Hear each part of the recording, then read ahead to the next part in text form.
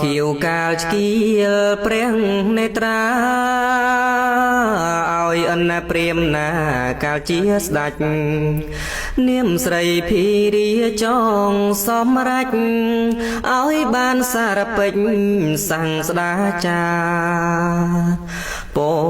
លឿងកាលអាសាច់ធ្វើមាសបិទលន់អង្គព្រះពុទ្ធបដិមាព្រះអិនជាជាងឆ្នៃរចនាថ្វាយពោសាធុកាពេញផែនដីក្រហមជាពណ៌ឈាមបេះដូងស្គៀលពីដើមទ្រូងដោយគ្មានខ្មៃបិណ្ឌពើពួរខំព្រះចានីគង់រួជីវីជាស្បាយទៅពសឲ្យទៀនដំរិសមង្គលបវមានឆ្អិនឆ្អៅត្រូវរាបនដេញមិនឲ្យនៅព្រមទាំងកូនចៅភរិយាណា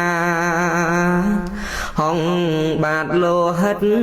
សាច់មាំងសាំងអាសាញ់ខ្លួនតាំងដូមានដា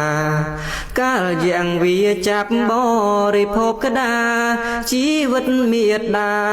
រួវឹងក្មៃផ្លេកពនរាយកាលជាទន្សាយឲ្យទៀនពុំស្ដាយជីវិតអីលោតចូលភ្នួភ្លើងពុំថាអ្វីឲ្យជាចំណៃអនព្រាមណាកាលដែលបានត្រាស់ជាព្រះពុទ្ធជាមកុដត្រៃភពក្នុងលោកកាពណ៌ទាំង6នេះសោតណាថ្លៃមកកើតជាជប៉ុនរាំងសីអីលើក្នុងលោក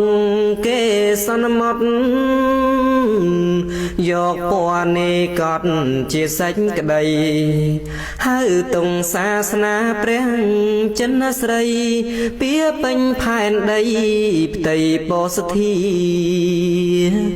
យើងខ្ញុំរាល់គ្នា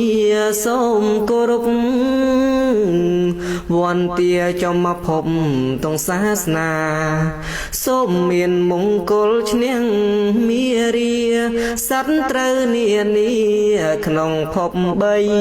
3សូមឲ្យយើងខ្ញុំប្រញាប់ដល់ដើរកាត់តាមផ្លូវទៅបរិយ